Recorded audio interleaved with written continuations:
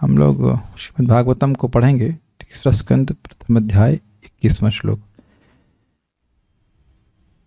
आज सुबह एक भक्त थोड़ा सा चर्चा कर रहे थे और उनका एक संदेह था कि क्या इस कौन में किसी को भगवत प्रेम मिला है, या उनका किसी से सुन लिए थे कि क्या एक जीवन में किसी को कृष्ण प्रेम मिल सकता है। देख लीजिए, उनका थोड़ा दुर्भाग्य है कि ठीक से शायद भागवतम नहीं श्रवण किए। आप एक जीवन की बात कर रहे हैं। नारद जी को 4 महीने में भगवान का प्रेम मिल गया था। वहाँ पे स्पष्ट श्लोकों में वर्णन है कि भाई ये स्टेज ये है श्रद्धा की स्टेज। श्रद्धा से ही शुरू किए थे। ध्यान दीजिएगा, उन्हें कुछ नहीं पता था भक्ति के बारे में। और आप यह नहीं कह सकते कि पिछले जन्म में भक्ति किए थे नहीं थे। तो पिछले जन्म में हम सुनते हैं वह एक गंधर्व थे, सिनेमा सॉन्ग गा रहे थे ब्रह्मलोक में। Not a good track record. Cinema संगीत ब्रह्मा जी के सामने फिल्मी सॉन्ग गा रहे थे। तो अब ये तो आप नहीं कह सकते कि बहुत पुण्य था, कुछ था। लेकिन एक ही जन्म में भगवान का प्रेम प्राप्त, क्षमा कीजिएगा, 4 महीने में। दिस इज अमेजिंग ना।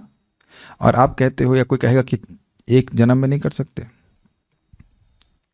अच्छा, दूसरी बात, चैतन्य चरितामृत में हम सुनते हैं लखा हीरा। भाई नारद जी तो भक्तों की संगति करने लगे, अनजान में सेवा कर रहे थे। तो लखा हीरा तो हरिदास ठाकुर जी को गिराने के लिए आई थी। और वह हरिदास ठाकुर जी की कृपा से बिल्कुल स्पष्ट लिखा हुआ है कि उसी जीवन में भगवान की प्रेमी, परम प्रेमी कृष्ण प्रेम प्राप्त कर ली। और ऐसा वहां वर्णन नहीं लिखा है कि वो चैतन्य महाप्रभु से मिली थी। उस समय जहाँ तक हम समझते हैं उस समय चैतन्य महाप्रभु का आविर्भाव नहीं हुआ था। वो क्योंकि उस वक्त हरिदास ठाकुर जी यंग थे। हरिदास ठाकुर जी काफ़ी बड़े हैं महाप्रभु से। हमको नहीं पता उस समय आविर्भाव हुआ था कि नहीं हुआ था, क्योंकि उस समय हरिदास ठाकुर जी यंग हैं। तो अब कितना डिफरेंस रहा है हमको नहीं पता। लेकिन ये वर्णन ऐसा नहीं है कि वहाँ पे महाप्रभु का आविर्भाव हो गया था, कि अब महाप्रभु से उम्र में बहुत बड़े थे वो। तो ऐसा कोई वर्णन नहीं है कि लखा हीरा को साक्षात महाप्रभु की से भेंट हुई हो। लेकिन उसमें भी लिखा है कि उनको भगवान कृष्ण का प्रेम उसी जन्म में मिल गया, एक वैश्या को मिल गया। अब वही व्यक्ति कह रहे थे हम प्रभुपाद जी को बहुत महान मानते हैं, महान भक्त मानते हैं। तो आप फिर यही महान मानते हैं कि उस महान भक्त के पदचिन्हों का अनुगमन कोई नहीं किया, यही उनकी महान भक्ति है। जैसे कहो कि किसी आम के पेड़ में एक भी आम नहीं है, तो फिर आम का पेड़ क्या है, उसमें खास क्या है? तो सब आम ही है ना। फिर डज दैट मेक सेंस? भाई आम के पेड़ में सारे आम अच्छे नहीं निकलते, कुछ सड़े भी निकलते हैं, सड़ जाते हैं। लेकिन इसका अर्थ ये नहीं कि एक भी आम पका नहीं निकलता। तो अब आप ये बताइए कि क्या अगर एक भी आम पका निकला तो क्या आप मानेंगे कि उस पेड़ से फल निकला? यस। क्या आप ऐसे किसी पेड़ की फल की कल्पना करेंगे कि बहुत अच्छा पेड़ है, बहुत फल वाला पेड़ है, लेकिन एक भी फल नहीं निकला? दिस इज लाइक, मैं कटना गुस्सा आ रहा था मुझे, मैंने कहा आप मूर्खता कर रहे हैं, मतलब बिल्कुल बेवकूफ़ी वाली बात कर रहे हैं। अच्छा, दूसरा एंगल और भी है कि आप यह सोच रहे हो कि हर व्यक्ति इस जीवन में श्रद्धा से शुरू कर रहा है। ये गलत है। एक चीज बताइए, क्या आपने श्रद्धा से शुरू करना है? इस समय आप क्रॉस कर चुके हो, श्रद्धा आ गए, श्रद्धा क्रॉस कर लिया, साधु संग कर रहे हैं, भजन क्रिया कर रहे हैं, अनर्थ निवृत्ति के प्रोसेस में आ गए, आप तो ऑलरेडी अहेड हैं। तो क्या अगले जन्म में श्रद्धा से शुरू करेंगे? इतनी तो अकल सबको होनी चाहिए। तो अब अगले जन्म मान लीजिए भाई 30-40 साल के बाद है, मान मरा, तो अब तो निश्चित बात है कि मैं श्रद्धा से नहीं शुरू करूंगा। Is it okay? तो अब जो चीज 30 साल बाद घटित हो रही है वो इस समय नहीं घटित हो सकती है। इस जगत में हमें लग रहा है कि सभी भक्त तो एक ही समय से शुरू, एक ही भक्ति के स्तर से शुरू कर रहे हैं, एक ही भक्ति के स्तर से नहीं शुरू कर रहे हैं। परम पूज्य राधा गोविंद महाराज बचपन में ही जाते, बचपन की बात है, माता बोलती स्कूल जाओ, वो भागवत पढ़ने चले जाते। तो कितने लोग गए आपस में? हम लोग कोई नहीं गए ना। वो सुबह जाते थे और 11:30 बजे लौट के आते थे। पूरा सुबह एक भागवत का पूरा स्कंद पाठ करते थे। अगर आप सोच रहे हैं कि हम एक चैप्टर करते हैं, बहुत ज़्यादा है, भोजन किए बिना, क्योंकि भोजन के बाद तंद्रा आ जाती थी। और एक चैप्टर याद कर लेते थे। इनकेस आप सोच रहे हैं कि हम 2-4 श्लोक याद कर लेते हैं, तो पूरा एक चैप्टर याद करके और पूरा एक स्कंद पारायण करके लौटते थे। This is mind blowing, this amazing, is it not? कितने भक्तों का हम उदाहरण देंगे इसको? मैं नाम लेकर बोले, गुणगान करने में तो अच्छा ही लगता है। परम पूज्य जयप्रदा का महाराज से किसी ने गला काट दिया था, गला काट दिया था बिल्कुल।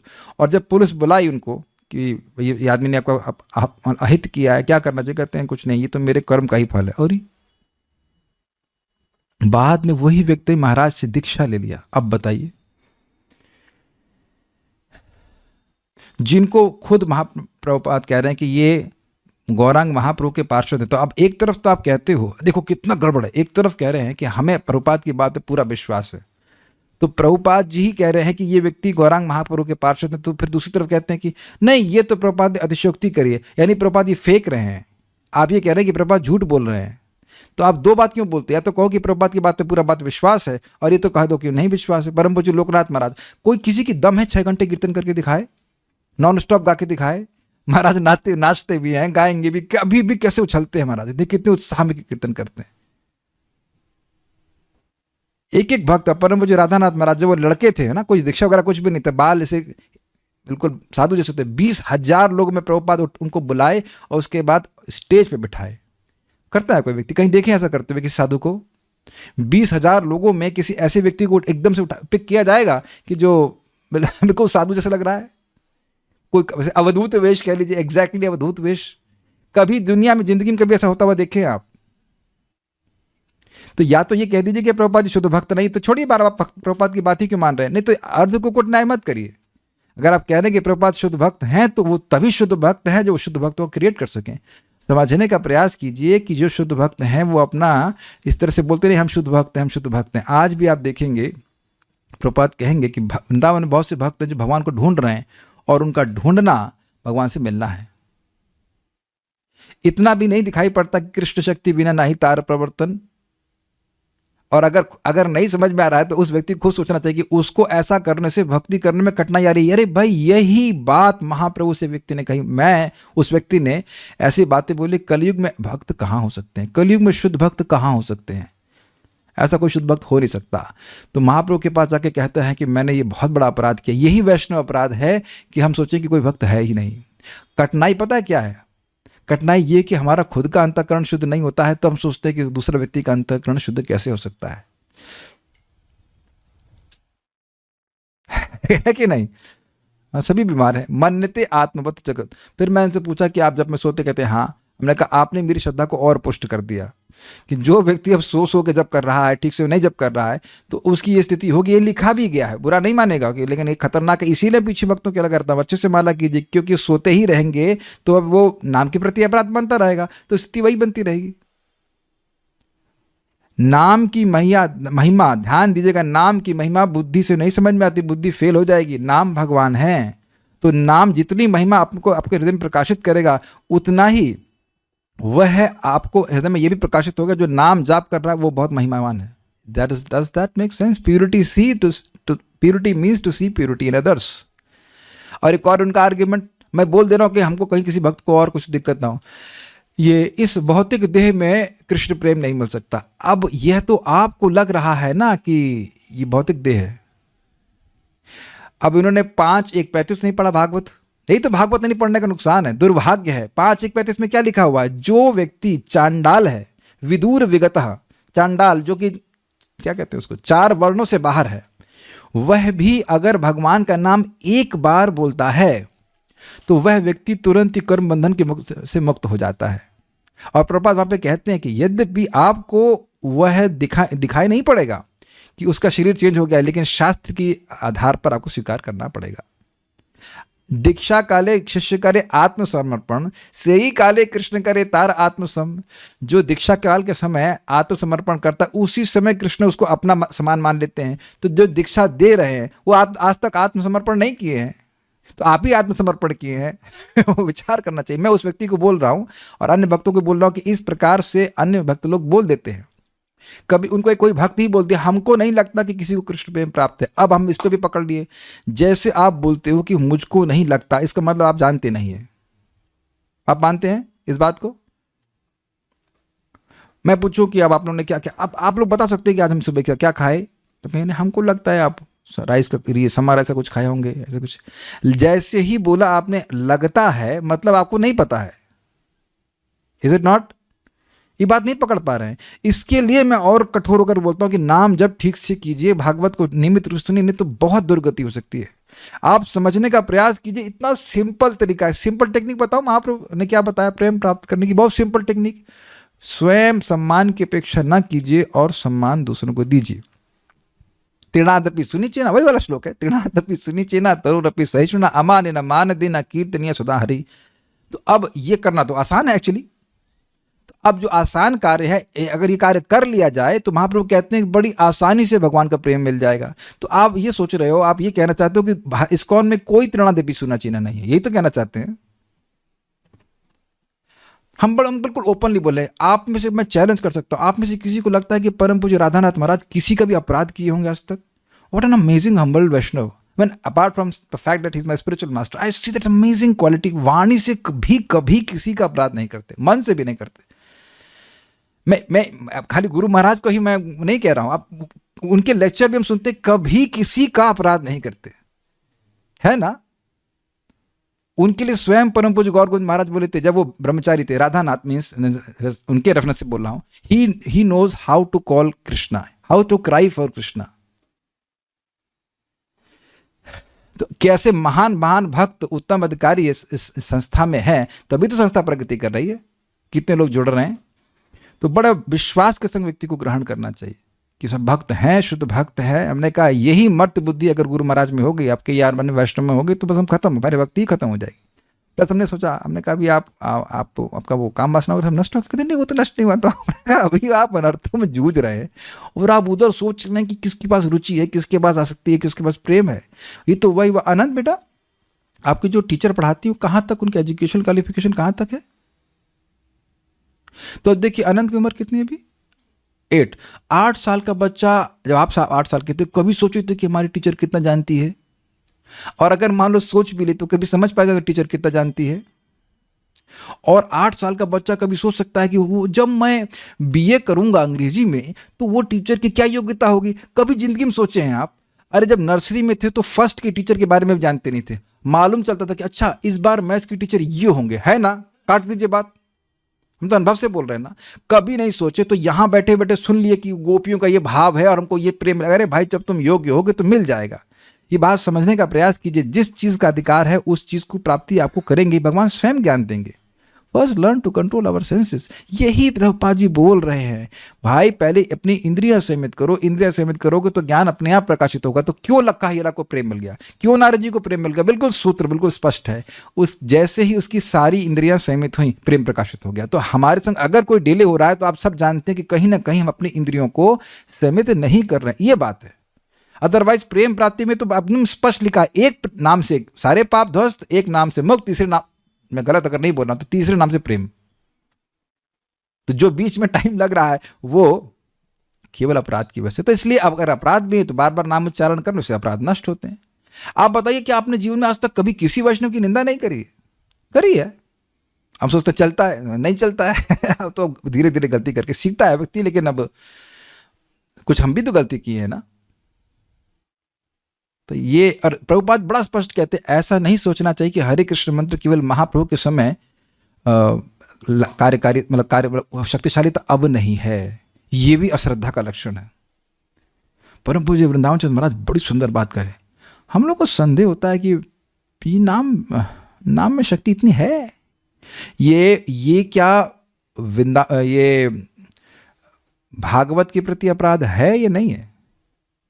भागवत कह रही है कि नाम में असीमित शक्ति है। तो जिस व्यक्ति को संदेह है इस प्रकार का, तो वह तो भागवत के प्रति अपराध कर रहा है। धीरे धीरे करके, घबराइए नहीं, बार बार नाम उच्चारण करता है तो उसको श्रद्धा होने लगती है। इसको बहुत सुंदर तरह से चक्रवर्ती पाद ने कहा है कि देखिए कोई बहुत बड़ा धनवान व्यक्ति है, वो आपको धन दे सकता है बशर्ते हम उसका अपराध नहीं करें। Is that okay? आपका या मेरा ये कहना कि ये दे नहीं सकता, ये और अपराध हो गया। इसीलिए महाप्रभु क्या कह रहे हैं, आपने भगवान अपनी सारी शक्ति अपने नामों में दे रखी है। मेरा दुर्भाग्य है कि मैं अपराध करता हूं, इसलिए मेरा अनुराग नहीं हो रहा है।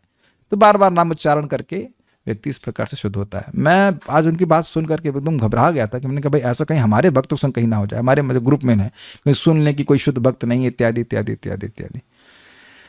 और एक और बात, कृष्णदास कविराज गोस्वामी तो शुद्ध भक्त हैं कि नहीं, वो तो हम जानते हैं कि गोलोक वृंदावन के पार्षद है। वो क्या कह रहे हैं, अरे भाई जो मेरा नाम भी सुनेगा ना उसके पुण्य नष्ट हो जाएंगे। अब ये तो और दिक्कत है। शुद्ध भक्त डिक्लेयर ये करते हैं कि हम शुद्ध भक्त नहीं हैं, हम तो सबसे पतित हैं। तो अब आप उनसे जाके पूछेंगे अरे आप प्योर डिवोटी है क्या, तो वो कहेंगे नहीं हम तो बिल्कुल खराब आदमी हैं। तो अब वो और आप समझ नहीं पाएंगे।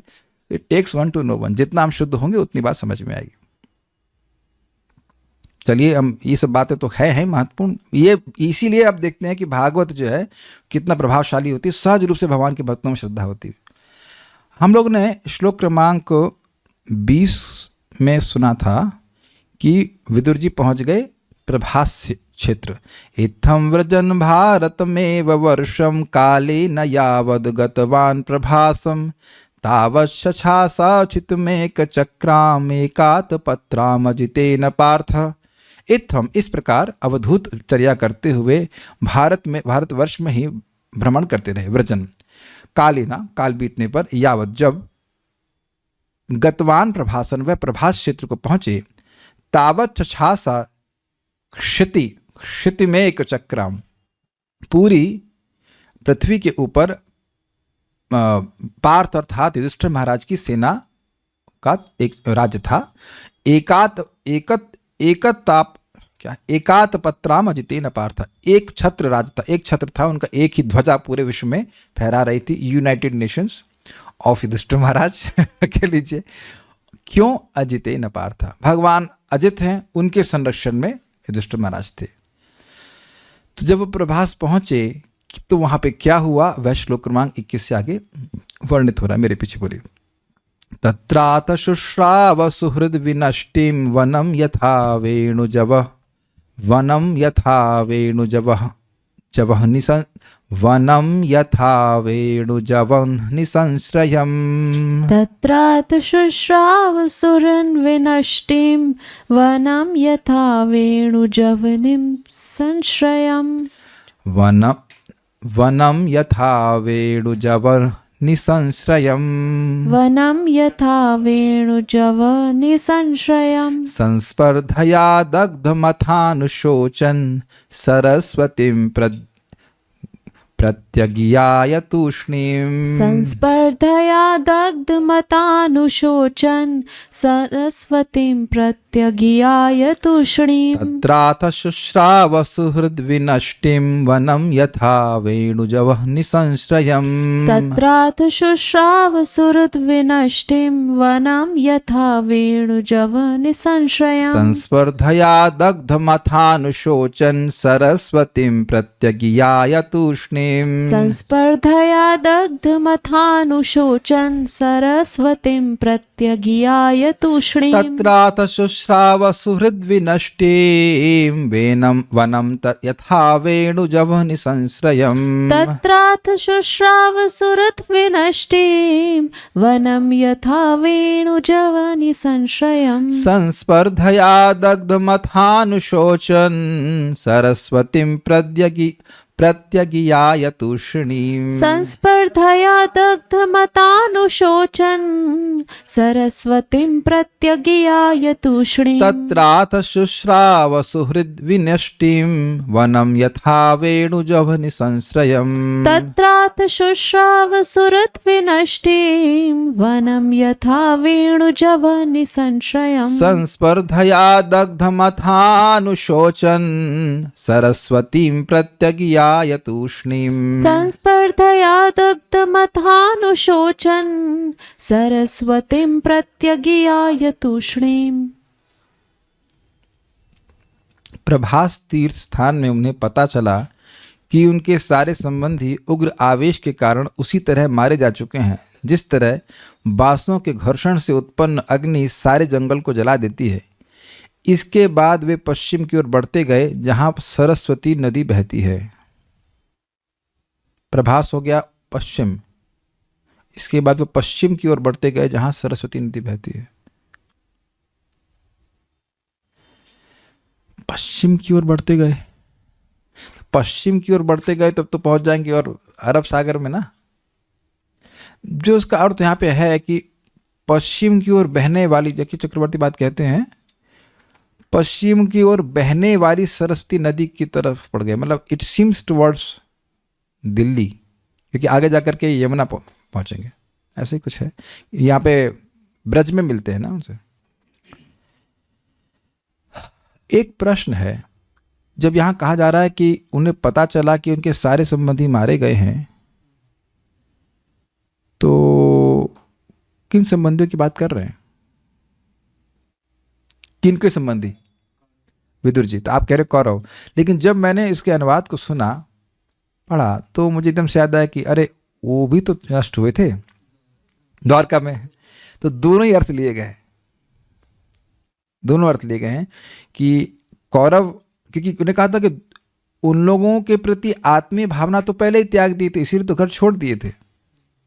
तो अगर वह अर्थ ग्रहण करेंगे तो उससे मतलब अर्थ हुआ कि वह द्वारका वासियों के नाश के बारे में सुने, क्योंकि वहां भी आपस में वेणु घर्षण, जैसे बांस आपस में घर्षण करते हैं, आपस में लड़कर के जल गए, खत्म हो गए थे। और यहां भी कौरव वंश भी इसी प्रकार से आपस में लड़कर खत्म हो गया था। तो दोनों ही अर्थ इस प्रकार से आप ग्रहण कर सकते हैं। ठीक है, अन्वय देखिए, अथ तत्पश्चात, तत्पश्चात मतलब इसे भ्रमण करते हुए, तत्र वहां प्रभास क्षेत्र में, संश्रयम एक दूसरे के घर्षण से। अब देखिए काफी इंटरेस्टिंग है, संश्रय का मतलब हम लोग सोचेंगे सम्यक रूप से आश्रय, लेकिन यहां संश्रय रूप से अर्थ हुआ एक दूसरे से घर्षण से, वेणुज वहनी, बांस के कारण लगनी अग्नि से, यथा जिस प्रकार वनम दग्धम, वन जल जाता है, तथा उसी प्रकार संस्पर्धया, स्पर्धा कंपटीशन, संस्पर्धया मतलब उग्र कामेच्छा। उग्र कामेच्छा का मतलब अगर आप ग्रहण करते हैं कौरव वाला, तो दुर्योधन की इच्छा क्या थी कि वह पूरे जगत पे राज्य करे और युधिष्ठिर महाराज को राज्य ना दे। तो इस कारण से सुहृद विनष्टिम, अपने कौरव बंधुओं के विनष्ट होने का समाचार शुश्रावा, विदुर जी ने सुना। किससे सुना ये नहीं बोल रहे हैं, लेकिन सुना। अथ अनुशोचन, इस प्रकार सुनकर शोक करते हुए, तूष्टिम मौन होकर, प्रत्यम सरस्वती, पश्चिम की ओर वह सरस्वती नदी के तट पर आया, यानी पहुंच गए। पश्चिम की ओर, हमें डायरेक्शन का हिसाब नहीं समझ में आ रहा है कि इधर जा रहे थे वो, क्योंकि प्रभास तो ऑलरेडी पश्चिम में है, वो घूम करके इधर कैसे आए। प्रभास तो ऑलरेडी वेस्ट में है ना, तो घूम करके कैसे आए, तो नहीं, या तो हो सकता हो कि इसके और थोड़ा पश्चिम में गए होंगे फिर घूम गए होंगे, ये समझ सकते हैं। तत्र मतलब प्रभास क्षेत्र में, अथवा तत्पश्चात शुश्रावा, उन्होंने सुना। क्या सुना? सुहृद विनष्टिम, अपने सुहृद कौरवों का विनाश सुना। ये एक अर्थ है। किस प्रकार? वनम यथा वेणु ज वहनी संश्रयम, वन जिस प्रकार वेणुज, वेणुओं के द्वारा उत्पन्न, बाणों के द्वारा उत्पन्न, बाणों नहीं, बांसों के द्वारा उत्पन्न अग्नि किस अग्नि से जल जाता है। संश्रयम मतलब घर्षण से, जैसे वेणु के वेणु अर्थात बांसों के घर्षण से उत्पन्न अग्नि से वन जल जाता है। अब ये एक रुचिकर बात है, कहीं आप ये तो नहीं सोच रहे कि सारा जंगल बांस का है।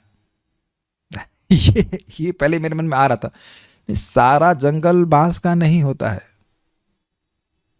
लेकिन बांसों के घर्षण से अग्नि उत्पन्न हो जाती है। बहुत ध्यान से देखना होगा आपको। अगर धृतराष्ट्र रूपी बांस को बाहर, क्षमा कीजिएगा, दुर्योधन रूपी बांस को बाहर निकाल देते तो सारे बाकी बांस बच जाते, बाकी पेड़ बच जाते, लेकिन वह घर्षण करने में लगा हुआ, तो वह झगड़ा करने में लगा हुआ था। आपने घरों में देखा होगा, एक आध दो बांस घर में होता ही सबके यहाँ, है ना। भगवान व्यवस्था करते हैं कि वो थोड़ी थोड़ी अग्नि जलती रहे। इस प्रकार से बहुत कठिन होता है बांसों को अवॉइड करना। तो ये क्यों कहा जा रहा है? प्रभुपाद कहना है कि भाई जंगल में अग्नि कोई नहीं लगाता, वहां जाके कौन अग्नि लगाएगा। ये आपस में घर्षण करते हैं। और आपने अगर देखा हो कि जो बांस है उनका झुरमुट सा होता है, झुरमुट समझते हैं, बंच रहता है, तो वो हवा चलती है, उससे वो आपस में घर्षण करते हैं और अग्नि प्रकट हो जाती है। तो यहाँ पे दुर्योधन आदि का जो बहुत भोगने की इच्छा थी जगत को, इसके घर्षण के कारण ही व्यक्ति, उस कारण से वो झगड़ा हुआ था वहां पे।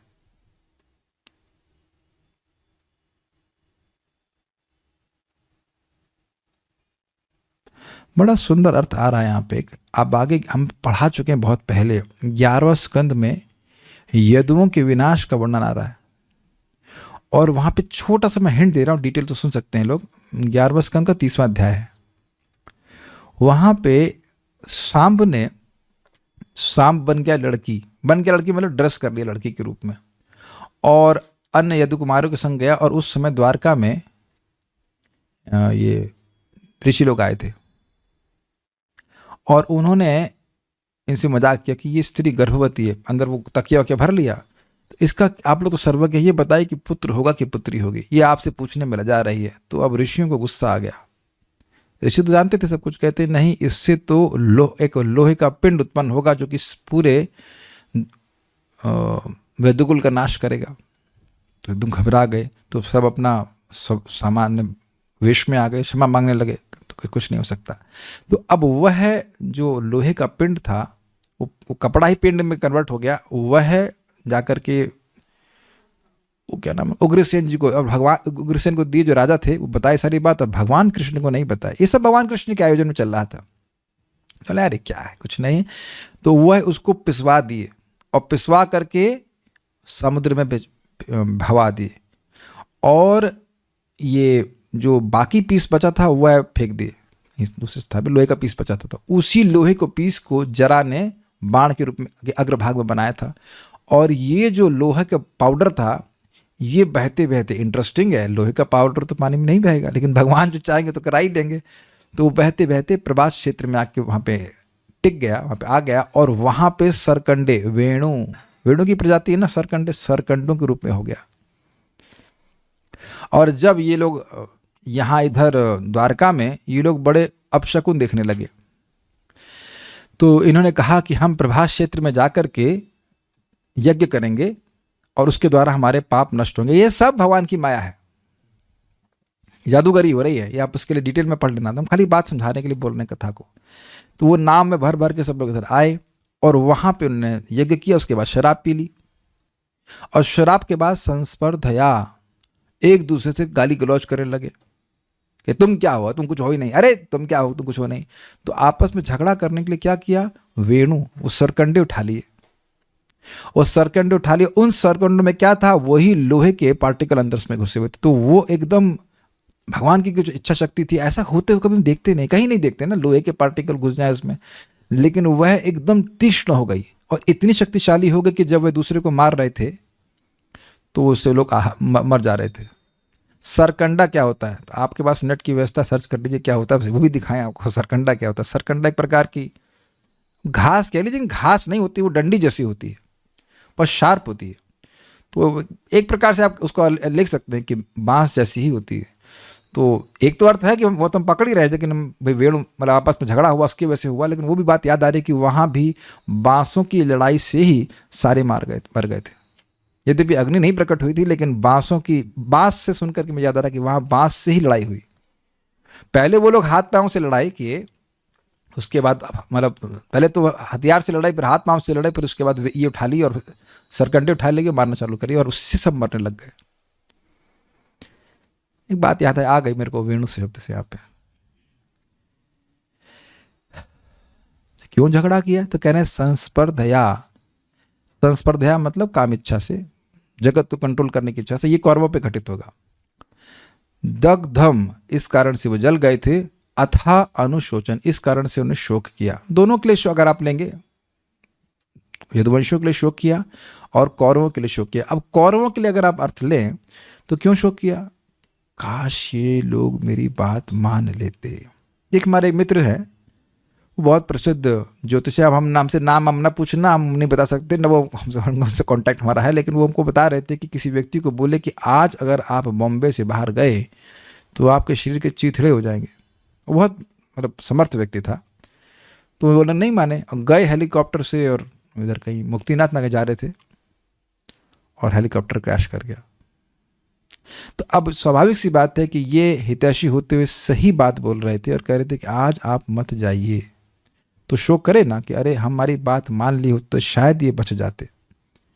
उसी तरह से शोक कर रहे थे। ऐसे आसक्ति नहीं थी क्योंकि स्वैर अलक्षिता, वो स्वैर अलक्षित है, ऐसे ही वो आचरण कर रहे थे। अवधूत वेश, इस प्रकार के अवधूत के रूप में थे और अवधूत वेश ग्रहण किए हुए थे कि कोई व्यक्ति उनको पहचान ही नहीं पाए, अपना भी ना पहचान पाए। इसलिए उस तरह से आसक्त नहीं थे कि हमारे भाई बंधु मर गए जैसे लोग रोते हैं, लेकिन हमारी बात नहीं माने, ये इसलिए दुर्गति को प्राप्त हुए। दुर्गति इन एक्सटर्नल सेंस, मतलब कुरुक्षेत्र में तो जो भी मरा वो तो सब भगवान के पास चले गए, लेकिन दुख हुआ इस बात का कि हमारी बात नहीं माने। मैं इस पर कई बार कहता हूँ कि देखिए लोग रोते हैं अपने रिश्तेदारों के लिए, वो मर गए, लेकिन मरने के लिए नहीं रोना चाहिए, रोना चाहिए उनके जीने के लिए कि वो जिए कैसे। अग्रीड।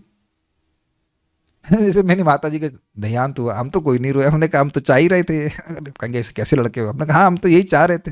बोले माता जी ने शरीर छूट, हमने कहा तो हम तो यही चाह ही रहे थे कि वृंदावन में शरीर छूट जाए। और वचन करते हुए राधे राधे कृष्ण बोलते हुए चली गई। ये तो अच्छा है ना, जब मेरा आईटी में सिलेक्शन हुआ तो माँ खुश हुई थी ना, वो चाह ही रही थी कि मेरा आईटी में सिलेक्शन हो जाए। वो सोच रही थी ऐसे करके सुखी हो जाऊंगा, मैंने हुआ, लेकिन लेकिन चाह रही थी, तो हम भी यही चाह रहे थे कि भाई हमारी माता जी सिलेक्शन हो जाए। हो गई सिलेक्शन, भाई वृंदावन में चली छोड़ेंगे तो भगवान के पास ही जाएंगे, भजन करते हुए गए। अरे कैसे भी मरता है वैकुंठ की प्राप्ति होती है, जो भजन करके मरा है वो क्यों नहीं जाएगा? तो कोई शोक की बात है? बिल्कुल शोक की बात नहीं। क्या शोक की बात है? कोई शोक की बात नहीं।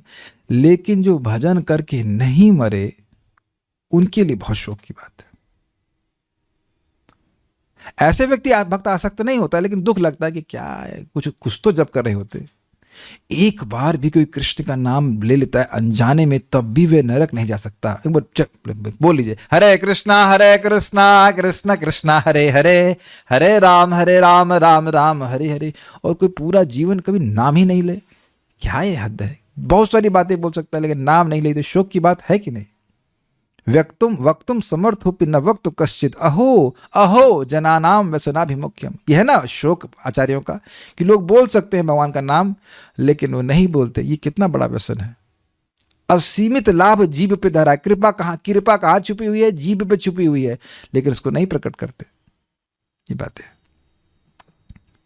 ऐसा शोक उनको हुआ। सरस्वतीम प्रत्यक याय तुष्टिम, तो वह और पश्चिम दिशा की ओर चले गए। तूष्णिम का क्या अर्थ लिया गया था? मौन होकर के, चुप होकर के।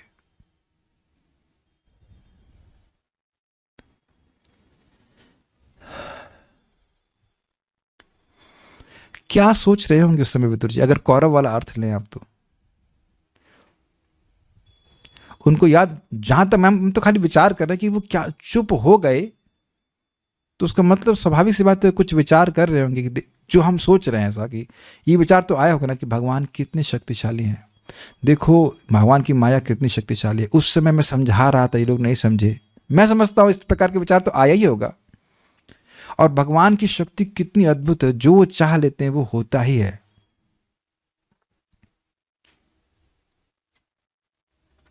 प्रभुपाद जी के तात्पर्य में आप आगे पढ़ेंगे इसी अध्याय में कि कुछ लोग सोचते हैं कि भगवान कुछ कर नहीं रहे हैं, अच्छे लोग संग गलत हो रहा है, और भगवान कुछ कर नहीं रहे हैं, भगवान कुछ कर नहीं सकते हैं। क्योंकि द्रौपदी का अपमान हुआ, पांडवों के संग इतना गड़बड़ गलत हुआ, भगवान कुछ कर नहीं रहे हैं, जबकि भगवान वहाँ साक्षात उपस्थित है ना? सोच सकता है व्यक्ति। लेकिन भगवान केवल प्रतीक्षा कर रहे थे एक साथ सबको इकट्ठा करके मारने के लिए। जैसे कई बार आप लोग मिक्सी में बहुत सारी चीज़ें मिला करके पीस देते हैं, है ना? तुरंत मिक्सी नहीं चलाते, है ना माताओं? आप लोग इस बात को स्वीकार करेंगे। तुरंत मिक्सी, चटनी बनानी है तो थोड़ा सा इसमें हल्दी भी रहेगा, थोड़ा सा इसमें ये मसाला भी डालने हो, तो सारे मसालों को ला करके पीसने के लिए तो जितने भी साले मसाले थे कह लीजिए जितने भी खल बदमाश थे, वो सारे इकट्ठे हो जाएं, इसकी भगवान भूमिका तैयार कर रहे, तो फिर एक साथ सबको मरवा दिए। तो ये सारी बातों पे विदुर जी विचार कर रहे होंगे, निश्चित सी बातें विचार कर रहे होंगे। मौन मतलब आप पहले सुन चुके हैं कि उनकी मति केवल कृष्ण में थी। तो यहाँ भी इस घटना के पीछे भगवान कृष्ण का अद्भुत पराक्रम वह सोच रहे थे। और स्वाभाविक सी बात है कि ये इधर अगर वो अर्थ लें आप यदुवंश का, तो वो बिल्कुल, ये महाभागवत जानते हैं कि भगवान की यदुवंश का विनाश किसी बाह्य शक्ति से हो ही नहीं सकता। तो वहाँ भी वो समझ रहे हैं कि भगवान के शक्ति से सब कुछ हुआ, तो वहाँ भी भगवान के विचार उनका चल रहा होगा। दोनों ही जगह भगवान के विचार चल रहा होगा। हम तो ऐसा ही समझ सकते हैं। यही सोच कर वो चुप होकर के आगे बढ़ गए। सारार्थ दर्शनी तत्र अर्थात प्रभास में उन्होंने अपने सुहृद कौरवों के विनाश के विषय में सुना, क्योंकि उनमें दुर्योधन आदि अन्यों के प्रति सौहार्द का अभाव था। अतः कुछ विद्वान समझाते हैं कि सुहृदों के विनाश का अर्थ यदुओं का विनाश है, जो कि उन्होंने उद्धव से भेंट पर सुना था। ये मतलब वहाँ से गए और आगे जा कर के मिले, जब उद्धव जी से मिलते हैं मैं तब सुना था। ये ठीक एक वन के दहन की भांति था, मतलब जो कि स्वयं जल जाता है, प्रत्यक अर्थात पश्चिम की ओर पहना। तात्पर्य, कौरव तथा यादव गण दोनों ही विदुर के संबंधी थे। विदुर ने बंधुघाती युद्ध के फलस्वरूप उनके सर्वनाश का समाचार सुना। उनका मतलब किनके? कौरवों और यदुवंश। देखें प्रभुपाद ने दोनों अर्थ ले लिए, क्लियर। जंगली बांसों के घर्षण की तुलना आवेशपूर्ण यानी विक्षुब्ध मानव समाज से करना उपयुक्त है। क्या मतलब? जैसे हम लोग सब शांति से बैठे हैं, क्यों? क्योंकि व्यक्तिगत रूप से शांत हैं। झगड़ा करने के लिए दोनों ही पक्षों को झगड़ा करने के लिए उद्यत होना चाहिए। अगर दूसरा व्यक्ति झगड़ा नहीं करना चाहता है तो आप झगड़ा नहीं कर सकते। आप चीख सकते हैं, हम चीख सकते हैं, लेकिन झगड़ा नहीं कर सकते। एक एक्सपेरिमेंट कीजिएगा, हाथ उठा करके से ऐसे ऐसे करते रहेंगे, लेकिन झगड़ा नहीं होगा। अग्रीड? समझते हैं ना मेरी बात? तो दोनों का आवेश होना चाहिए, तब तो झगड़ा होगा, तब तो ताली बजेगी। ये हमसे बहुत झगड़ा कर रहा है, नहीं तुम भी कर रहे हो, है ना? तो यही बात बोले, संपूर्ण संसार की तुलना जंगल से की गई है। जंगल में घर्षण के कारण किसी भी क्षण आग भड़क सकती है। जंगल में कोई आग लगाने नहीं जाता, किंतु बांसों के बीच संघर्षण मात्र से अग्नि उत्पन्न हो जाती है जो सारे जंगल को जला डालती है। इसी तरह सांसारिक मेरा तेरा रूपी महत्तर जंगल में माया के द्वारा मोहित बद्ध आत्माओं के उग्र आवेश के कारण युद्ध रूपी अग्नि लग जाती। इसका क्या मतलब है? क्या कह रहे हैं प्रभुपाद जी? बड़ी सुंदर बात प्रभुपाद कह रहे हैं। ये क्या है अग्नि? भाई देखिए, मेरा तेरा का मतलब क्या है? अहम मेति, मैं ये देह हूं और ये देह संबंधित वस्तुएं मेरी हैं। इसे कहते हैं अहम और मम का ज्ञान। और ये कहाँ से शुरू होता है? अविद्या से। अविद्या से मतलब अविद्या मतलब हमारे स्वरूप को ढक लेना, आवरणात्मिका, और प्रक्षेपात्मिका जो हम नहीं है, वो ये जो है देह, उसमें अहम की मति कर देना कि मैं ये देह हूँ। जब इस प्रकार के अहम भावना हो जाती तो फिर क्या डेवलप होता है? अविद्या, अस्मिता, फिर राग और द्वेष। ये व्यक्ति अच्छा है और ये व्यक्ति अच्छा नहीं है। जो अच्छा नहीं है उसको तो जान से मारना है, जो अच्छा है उसकी जान बचानी है। यही चल रहा है दुनिया में कि नहीं, बताइए? वस्तुतः आप देखें तो जितने भी युद्ध हो रहे हैं उनका कोई लॉजिक ही नहीं है। धर्म की संस्थापना करने का तो लॉजिक है नहीं, क्योंकि दोनों ही पक्ष धर्म की संस्थापना कर ही नहीं रहे। धर्म अपने भी घर में नहीं कर रहे, जो घर दोनों ही जगह गाय कट रही है, तो धर्म क्या? मांस मच्छी खा रहे हैं, गलत सब कार्य कर रहे हैं, तो दोनों ही लोग अधर्म संस्थापना के लिए कर रहे हैं। अगर देखा जाए आपके यहाँ अधर्म ठीक से नहीं संस्थापित हो रहा है, हम अधर्म स्थापित करेंगे। काफी इंटरेस्टिंग है। एकदम झगड़ा करना ऐसे ही बेवकूफ़ी है। जितनी बार हम कुत्तों को झगड़ा करते हुए देखते हैं ना, दांत ऐसे करके दांत दिखाते हैं, एकदम मूर्खता है। और आप जानते हैं कुत्ते किस प्रकार से क्षेत्र का निर्धारण करते हैं, हम उस पर व्याख्या नहीं करना चाहते, पता है ना सबको, एवरीवन नोज ना, कैसे बाउंड्री स्थापित करते हैं। तो अब ये यही बात मनुष्य समाज इस प्रकार से बड़े बड़े क्षेत्र में कर रहा है। हाँ, मेरे पास इतने न्यूक्लियर बम, हाँ मेरे पास इतने हैं। तो एक प्रभुपाद बिल्कुल स्पष्ट कहते हैं, मनुष्य जीवन कुत्ते बिल्लियों की तरह झगड़ने के लिए नहीं है, न घर में और न बाहर, और न संस्था के रूप में, और न ही बाहर, मतलब देश के स्तर पर। ये केवल पशु प्रवृत्ति है। भागवत नहीं सुनेगा तो इस प्रकार का दांत दिखाने वाला कार्य करेगा ही, झगड़ा करेगा ही। महाराज इसको बहुत सुंदरता से कहते हैं। परम पूज्य राधा गोविंद महाराज कह रहे हैं कि जो व्यक्ति अपनी इंद्रिय तृप्ति के लिए व्यग्र होगा वह दूसरे को दुख देगा ही। और इंद्रिय तृप्ति के लिए व्यग्र होने का मतलब आधार क्या है? मैं देह हूं। Do you agree with this? ये दिख गया सबको? कभी भी झगड़ा हुआ है तो उसी व्यक्ति के द्वारा हुआ है, और उसी व्यक्ति से हुआ है जो इंद्रिय तृप्ति के लिए व्यग्र हुआ है। कभी हमने नहीं सुना मंदिर में झगड़ा इस बात पे कि भाई जप के लिए स्पेस नहीं मिल रहा है। कभी सुने आप लोग जप के लिए स्पेस? हाँ, ये जरूर हो सकता है कि कोई कहे कि ये मेरा स्पॉट है। स्पॉट है तो मंदिर आप बनाए हैं, मंदिर की नींव आप रखे हैं, ये हो सकता है। या फिर ये हो सकता है कि भाई व्यक्ति बहुत जोर से जब कर रहा हो, दूसरे को डिस्टर्ब हो जाए, ये हो सकता है। दैट इज थोड़ा बहुत कभी कभी हो जाता है, लेकिन ऐसे तो हमने कभी नहीं देखा कि होता। कभी कोई भागवत ज़्यादा पढ़ो, तुम भागवत ज़्यादा पढ़ोगे, बहुत समझते हो अपने आप को, ऐसा कभी होता है? पढ़ो, तुम पढ़ो पढ़ो, मैं सो रहा हूँ, तुम पढ़ो, है कि नहीं? Is it not? कोई झगड़ा नहीं है। ये आप देखना, ये बात बहुत सिंपल लग रही है भाई, जिसकी शादी होगी या जिसकी शादी हो गई है, दोनों दो ही केस है ना जगत में। तो ऐसा मत सोचना कि ब्रह्मचारी आश्रम में झगड़ा नहीं होता है। अब हम तो रह चुके, एक भक्त दो भक्त है, कहे प्रभु जी हमारे गला दबा रहा था। हमने कहा क्यों भाई, क्या कर दिया भाई? जर, जोरू और जमीन है ना, तीन चीजें झगड़ा होता है। जर मतलब पैसा है नहीं तुम्हारे पास, जोरू का कोई मतलब ही नहीं है, और जमीन तुम्हारे पास है नहीं, तो तुम झगड़ा क्यों कर रहे हो? हमको सब हमारे बड़े बड़ी दिक्कत होती है, झगड़ा क्यों कर रहे हो? या कभी हमने देखा आश्रम में दूध पर झगड़ा हो जाता था कि हमको दूध नहीं मिला। हमने कहा भाई थोड़ी जिंदगी भाई जी लो, अब मतलब गोलोक में तुम दूध में खूब नहा लोगे, यहाँ छोड़ दोगे दूध तुम्हें नहाने को मिलेगा, नहाओ कूदो कुछ भी करो, क्या चिंता कर रहे हो। तो आप समझने का ये मन ऐसा है कि कुछ ना कुछ झगड़ा करने का नियम निकाल ही लेगा, कहीं ना कहीं निकाल लेगा, जहाँ कोई कारण नहीं है, जड़ जोरू जमीन कुछ नहीं है, फिर भी झगड़ा करेगा। ये स्थिति है। तो जब आप देखेंगे, ये एक बहुत इंपॉर्टेंट चीज़ आप देखेंगे, भक्ति में हम प्रगति कर रहे हैं तो एक बहुत इंटरेस्टिंग चीज़ आप देखेंगे चित्त में, दूसरे के प्रति द्रोह की भावना समाप्त हो जाएगी। और मैं व्यक्तिगत रूप से एटलीस्ट हम जिन भक्तों को जानते हैं, जूम पे भक्तों को जानता हूँ, आप लोग को जानता हूँ, ये गुण मैं सब भक्तों में स्पष्टतः देख रहा हूँ कि सुबह से शाम बीत जाती होगी, एक बार भी संकल्प भी नहीं आता होगा कि हम इस व्यक्ति का नुकसान कर दें। अब एक भक्त बोल रहे थे किचन का गंदा कर दिया, गुस्सा आ जाना, that's obvious, is it not. भगवान की सेवा में कोई व्यक्ति व्यवधान डाल, गुस्सा आ जाए, वो अलग बात है।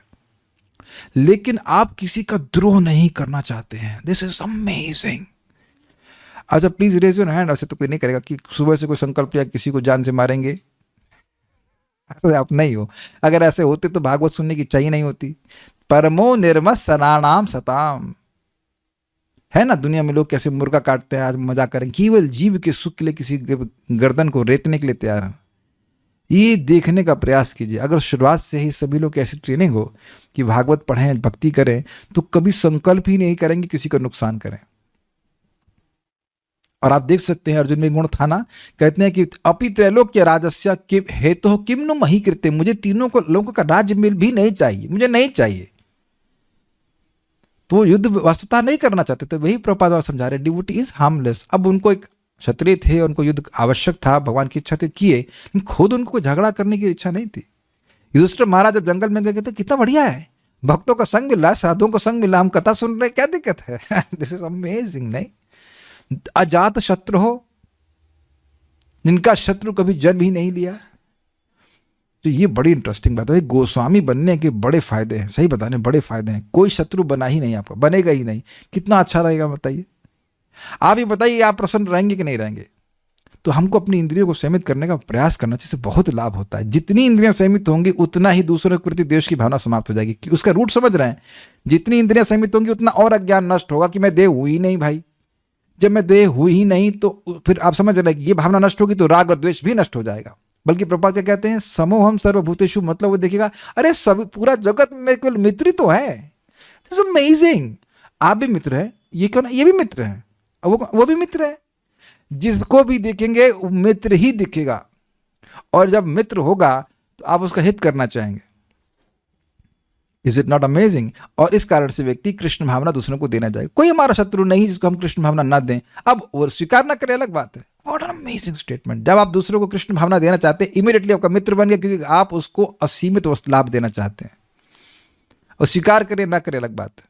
हमको बहुत अच्छी बात लग रही। तो आप समझ पा रहे हैं कि ये युद्ध वगैरह क्यों होते हैं या झगड़ा क्यों होता है, जब राग और द्वेष होता है। जैसे धृतराष्ट्र क्या बोले थे, माम कहा पांडवाश्चैव किम कुर्वत संजय।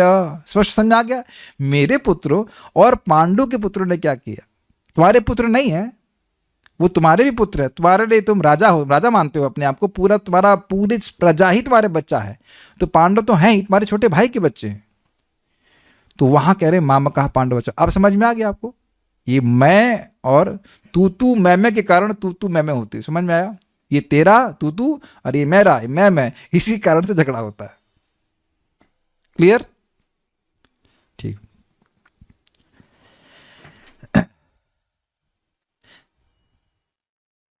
आप लोग को कभी ताजमहल को लेकर झगड़ा हुआ है?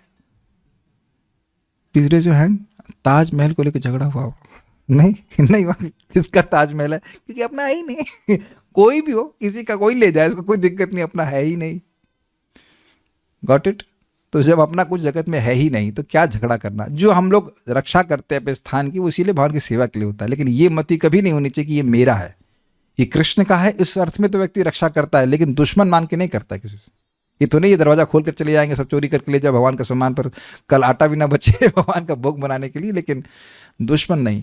और एक बात और समझ लेना, आप लोगों को बहुत प्रैक्टिकल बात बता रहा हूं। जो कोई कभी आपका धन चुरा के ले गया, यद्यपि आपने पूरा प्रयास किया तो समझ लीजिए कि वो हमारा कर्म के अनुसार है। मैं ये नहीं कहा हूँ कभी कि अपना पैसा फेंक देना चाहिए, ये ध्यान नहीं रखना चाहिए, लेकिन अगर सारा कुछ संरक्षण करने के बाद भी पैसा गया तो अब उसमें द्वेष भावना मत करिए। पहली बात तो लाए भी नहीं कुछ और लेके जाएंगे भी नहीं कुछ, और बीच में जो आया गया हो रहा है वह भी भगवान की व्यवस्था से हो रहा है। We are not suppose to be irresponsible at all, लेकिन जिस चीज़ पे कंट्रोल नहीं उस वो समय छोड़कर वो छोड़ दिया आपने, तो आपका समय बच जाएगा भगवान की स्मृति में। मैं समझा पा रहा हूं?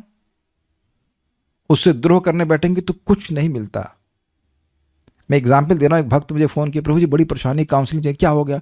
प्रभु जी एक व्यक्ति हमारे घर में किराए पे आए थे और वो उनको किराए नहीं दिए, 1 साल का ऐसा कुछ तो था, और हमने उन्हें केस कर दिया, झगड़ा हो रहा, ये हो रहा, पुलिस की बहुत सारा झगड़ा हो रहा। हमने कितने रुपए के? 10,000। और हमने कहा 10,000 के लिए आप इतना मर रहे हैं?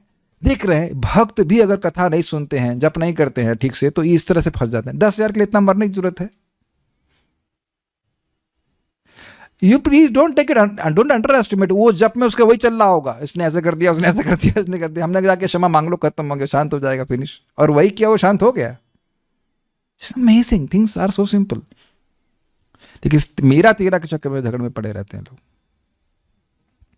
ऐसी सांसारिक अग्नि संतों की कृपा रूपी बादल के जल से ही बुझाई जा सकती है, जिस तरह जंगल की आग केवल बादल से बरसने वाली वर्षा से बुझाई जा सकती है। क्या मतलब है? संसार दावन लोका त्राणायत कारुण्य घन घनत्वम। संसार दावन लीढ़लोक त्राणाय कारुण्य घन घनत्वं प्राप्तस्य कल्याण गुणार्णवस्य वंदे गुरो श्री चरणारविंदम। तो पहली प्रार्थना श्री गुरु के चरण में यही है कि वह भगवान की कृपा रूपी समुद्र है, उससे वो बादल की तरह उससे जल लेके आते हैं। अब ये क्या मतलब है? भाई समुद्र में जल तो अथाह है, लेकिन वह सबको जल देने नहीं जाता है ना। बादल सबके पास जा जाकर के जल देता है, इसलिए विशेष प्रतिनिधि के रूप में हम गुरु की कृपा को स्वीकार करते हैं। कोई वैष्णवी आकर के हमें भगवान की कृपा देते हैं। कृपा का मतलब भगवान के बारे में बताते हैं। कृपा का मतलब वह समझाते हैं कि जब हम भक्ति कर रहे हैं तो हम अपना समय नहीं बर्बाद कर रहे हैं। श्रद्धा देते हैं भक्ति करने के लिए, है ना। तो जैसे मुझे याद आ रहा है, ऑस्ट्रेलिया में कुछ समय पहले अग्नि लगी थी, ये जंगल की अग्नि। तो उस जंगल की अग्नि को कोई अग्निशमन विभाग नहीं बुझा सकता। ये समझ में आया? यानी कि इंसानों की व्यवस्था से जंगल की आग नहीं बुझ सकती। उसी प्रकार से जो इंसानों के हृदय में आग लगी हुई है, या जिस आग में वो पड़े हुए, दोनों अर्थ ले लीजिए। क्या किस आग में पड़े हुए हैं? तीनों तापों की आग में। और कौन सी आग हृदय में लगी है? कामाग्नि।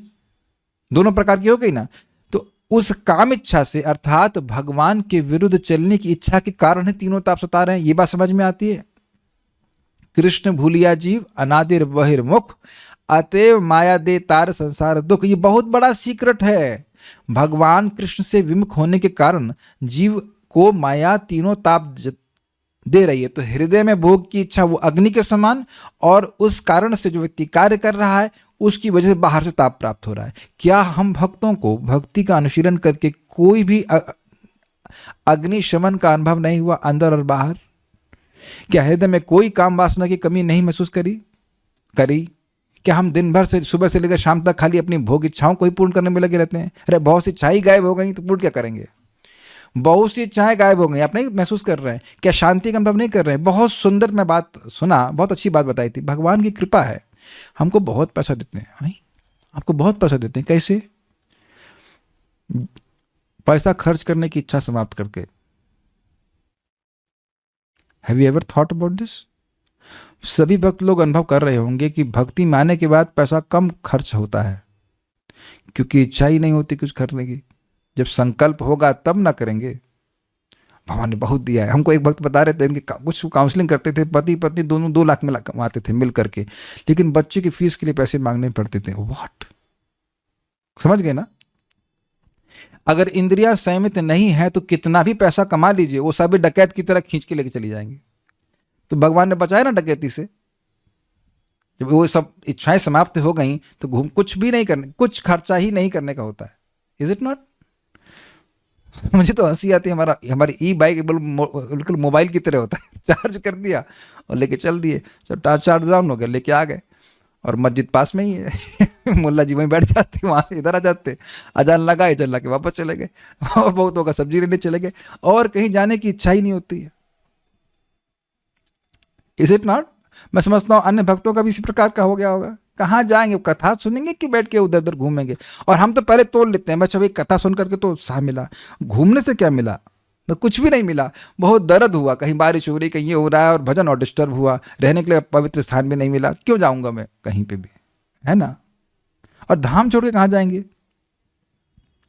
तो मैं खाली ये बोल रहा हूँ कि भगवान की कृपा करना ये है, नाम के रूप में गुरु देते हैं। कोई भी भक्त बताता है हरे कृष्ण मंत्र करो तो मन में शांति का अनुभव करते हैं। कथा के द्वारा सहायता होती है। क्या कथा सुन के मन में शांति नहीं मिलती? मिलती है। तो ये शांति आपको किसी और चीज से नहीं मिल सकती। इसके और विज्ञान को समझिए। बहुत सुंदर बात ये हरिनाम चिंतामणि में समझाई गई थी, बड़ी जबरदस्त बात। ये पहले देखने का प्रयास करें कि जब हम असंतुष्ट होते हैं, वो असंतुष्टि एक जलाने वाली प्रक्रिया के रूप में होती है। जलन महसूस करता है कि नहीं, हाय ये नहीं है हमारे पास, ये हमको चाहिए। भाई शरीर की जो आवश्यकता है वो तो बहुत बेसिक है, उसके बाद अन्यथा देखिए। हम माताओं पे थोड़ा आक्षेप कर रहे हैं, प्रभु जी लोग तो सिंपल रहते हैं जनरली। आप लोगों ने देखा होगा, माताओं, डिवोटी माता की बात कर रहा हूँ, अगर आपके पास 8-10 सलवार सूट हैं या जो भी कुछ पहने, तो आप मन में एक जलन होती है ना, आज ये वाली पहना कि वो पहनो, कि ये पहनो कि वो पहनो। अग्रीड? ओहो हाँ, तो सब साधु हैं, है ना? हो सकता हो, अच्छी बात अगर होंगे, लेकिन हमें तो कोई चिंता नहीं थी भाई, ये वाइट धोती कुर्ता कोई भी कॉम्बिनेशन उठा लिया, पहन लिया, खत्म हुई बात। वैसे भी एक भक्त ने हमको बड़ा विनोद में बताया कि प्रभु वीडियो में तो केवल इतना ही भाग दिखाई पड़ता है, नहीं तो आप धोती कुर्ता पहने हैं कि नहीं पहने से क्या फर्क पड़ता है? गंदा हो नहीं गंदा हो क्या फर्क पड़ता है? और बाहर आता ही नहीं मैं घर के, केवल क्लास देने के लिए आता हूँ। मैं खाली बात कर रहा हूँ कि बॉडीली कॉन्सेप्ट से बाहर निकल जाने से शांति मिली कि नहीं मिली। तो मैं ये बोल रहा था कि जैसे ही असंतुष्टि होती है वो जलन का कारण बनती है। अग्रीड? और उस पर हम जितना ज्यादा फोकस करते हैं उतना और असंतुष्ट करते हैं। प्रभुपाद जी के शब्द हैं भगवत गीता में, मन जितना इंद्रिय तृप्ति में फोकस करेगा उतना और असंतुष्ट होगा। आप ये देखो, अगर भगवान के लिए भोजन बनाने की इच्छा है, मन में उल्लास होता है, बहुत आनंद आता है, हमने बनाया। लेकिन अगर कोई व्यक्ति अपने भोग के लिए सोचता है, वो परेशान रहता है। आपने देखा है? याद होगा वो दिन जब होटल में लाइन लग के खाना खाता था, व्यक्ति उद्विग्न हो जाता था। और यहाँ प्रैक्टिकल अनुभूत बात है कि भगवान के लिए सेवा में हम कुछ बनाते हैं, कितना उल्लास होता है। अब नहीं होता उल्लास कि ये बनाएंगे वो बनाएंगे, ऐसे करते एवरीडे इज सच एक्सपीरियंस। अब अंतर देख लीजिए, वही कार्य हम कर रहे हैं, लेकिन वो भगवान के लिए होता है तो व्यक्ति को उल्लास होता है, और अगर अपने लिए कर रहा होता है तो बहुत ज्यादा व्यक्ति जलन का अनुभव करता था। अब आप समझ गए कि जलन कैसे हटी? अब वो इच्छा ही समाप्त हो गई, तो वो असंतुष्टि का निर्माण ही नहीं हुआ। अब प्रश्न होगा कि वह इच्छा क्यों समाप्त हो जाती है? भक्त संतुष्ट कैसे होता है? इस विज्ञान को समझिए। कर्म कांड से क्या प्राप्त होता है? स्वर्ग मिलता है, इस जगत की वस्तुएं मिलती हैं, और ये जो ज्ञान मार्ग है उससे मोक्ष मिलता है। फिर भी भगवान की सेवा नहीं मिलती, और जो अष्टांग योग आदि उसमें सिद्धि मिल जाती है। तो अब आप देख रहे हैं कि ये सारी चीजें हैं जड़। जैसे मैं कहूं कि भूख लग रही है तो आज अन्न तो नहीं ग्रहण करना है, तो नट बोल्ट तो खा ही सकते हैं ना। नट बोल्ट में अन्न होता है क्या? तो अब कितना भी भूखा हो व्यक्ति, क्या वो नट बोल्ट खाएगा? तो क्या नट बोल्ट खाने से थोड़ी सी भी संतुष्टि होगी? नहीं होगी। ये क्लियर समझ में आ रहा है? ऐसे ही आत्मा को जब तक चिद वस्तु नहीं मिलेगी, लादनी शक्ति का संपर्क नहीं होगा भगवान की, वह संतुष्ट नहीं हो सकता। Is it very clear? तो हम भक्ति के प्रथम दिवस से ही भगवत संपर्क प्राप्त कर रहे हैं, चाहे कथा हो, चाहे प्रसाद हो, चाहे नाम जप हो, या और भी भक्ति के अंग। तो हम लगातार निरंतर भगवान की चित्त शक्ति के संपर्क में हैं। ये एकदम क्लियर समझ में आ रहा है। इसी कारण से संतुष्टि का अनुभव व्यक्ति करता है, और इसी कारण से जो व्यक्ति भक्ति में, भक्तों की संगत में रहता है, वो संतुष्ट होता जाता है और वह भक्ति को नहीं त्यागना चाहता। तव विक्रीडितं कृष्णा नृणां परम मंगलम कर्ण पीयूषमास्वाद्य तजंती अन्य स्पृहाम जना। क्लियर? तव विक्रीडितं कृष्ण, हे कृष्ण आपकी लीला कथा, नृणाम परम मंगलम, मनुष्यों के लिए परम मंगलमय है, क्योंकि मनुष्य ही सुन सकता है, पशु नहीं सुन सकता। जो नहीं सुन रहा है वो पशु है। तो सारे परम मंगल क्या है? वो जीव को क्या चाहिए? चित्त शक्ति चाहिए। थोड़ा चित्त शक्ति दे दीजिए, तो चिद शक्ति, भगवान की ज्ञान शक्ति से कहना चाहिए, और भगवान की हिलादनी शक्ति, आनंदमय शक्ति, वह चाहता है, वो भगवान की कथा में है। कथा में अच्छा लगता है कि नहीं? वो अच्छा लगना भगवान की हिलादनी शक्ति का संपर्क है। भगवान की बात समझ में आती है कि नहीं, तो भगवान की चित्त शक्ति का संपर्क है। क्लियर? ठीक है, भगवान के श्रवण कीर्तन का प्रोसेस। तो अब ये जीवों का मंगल होने लगता है, भगवान का प्रेम बढ़ने लग जाता है। कहते कर्ण पीयूष आस्वाद्य, कानों के द्वारा इस अमृत को, पीयूष को आस्वादन करता है, तो त्यजति अन्य स्पृहाम जना, वह अन्य स्पृहा को त्याग देता है। क्या मतलब है? परिवार की आसक्ति को त्याग देता है। परिवार नहीं त्यागता है, परिवार की आसक्ति को त्याग देता है। और अगर परिवार के लोग भगवान के भक्त कर रहे हैं तो उसमें आसक्त होना तो कोई दिक्कत भी नहीं है, सब लोग मिल करके कथा सुन रहे हैं। और मुक्ति की इच्छा को भी त्याग देता है, लेकिन कथा की इच्छा को नहीं त्यागता। अब आपको समझ में आया कि कैसे ये इच्छा, ये जो जलन है वो कैसे मिटेगी? भगवान की कथा का श्रवण करके, भगवान का नाम जप करके, भगवान, ये दो प्रबल साधन है, और भगवान का ऑब्वियसली प्रसाद इत्यादि ग्रहण करके। तो ये केवल वैष्णव के संग में ही अवेलेबल है, कहीं बाहर अवेलेबल नहीं है। इतना बात व्यक्ति को समझाए तो पूरा जीवन उसका बड़ी शांति से बीतेगा। ये लिखित में दिया सकता है, क्योंकि ये अनुभूत चीज है। जितना भगवान की कथा को सुनेंगे, बोलेंगे, उतना ही मन प्रसन्न होगा। इसीलिए भक्त लोग इसका अनुभव करके दूसरों से शेयर करते हैं। वो अनुभव करते हैं कि बहुत अच्छी चीज है, और ये चीज मार्केट पे अवेलेबल भी नहीं है। एक भक्त ने YouTube पे कमेंट किया कि आप अकेले निकले थे और आज 74,000 लोग हैं। अब उसमें मैं जानता हूं कि सारे लोग तो नहीं सुन रहे कथा, मुझे पता है, पता नहीं क्यों है फिर। I don't know what is the reason, but whatever is the reason. तो मैंने कहा ये प्रमाणित करता है कि अगर भगवान की बात बोली जाएगी तो जीवात्मा उसको जरूर ग्रहण करेंगे। Otherwise why what I am giving. हम तो भगवान के बारे में बात कर रहे हैं ना, मेरी कोई योग्यता नहीं है, बस इतनी मैं प्रयास कर रहा हूं कि जो भगवान की बात है उसको यथावत बोला जाए। वहां पे जब यथावत आप कोई भी व्यक्ति बोलेगा तो भगवान वहां पे दिव्य शब्द के रूप में उपस्थित होते हैं, और वह जीवात्मा को अच्छा लगेगा ही। उसी को जीवात्मा ढूंढ रहा है।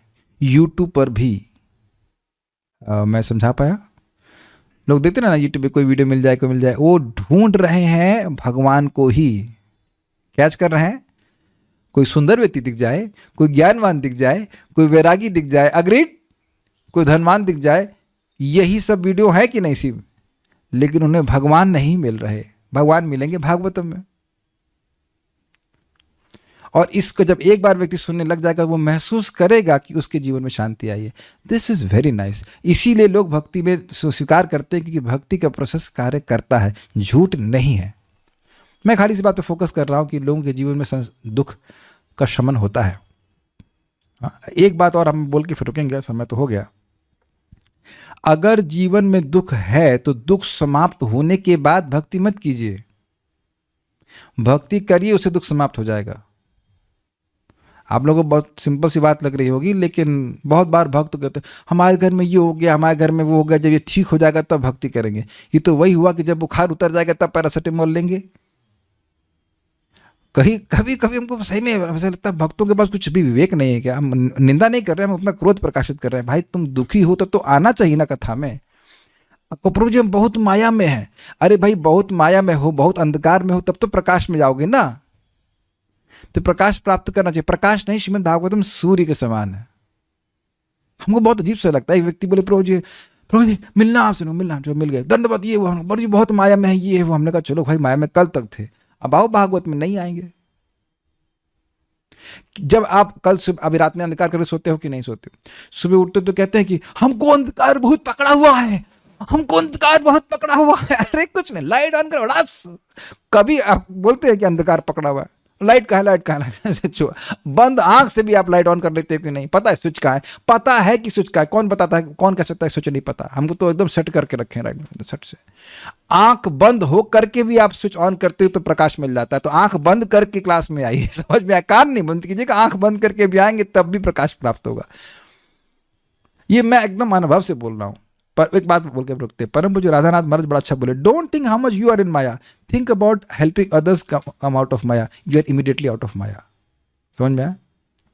आप ये मत सोचिए कि आप माया से बाहर कैसे निकलेंगे, आप ये सोचिए कि दूसरे लोग माया से बाहर कैसे निकलेंगे। जैसे ही आप सोच रहे हैं कि दूसरे लोग माया से बाहर कैसे निकलेंगे, तो आप माया में नहीं है।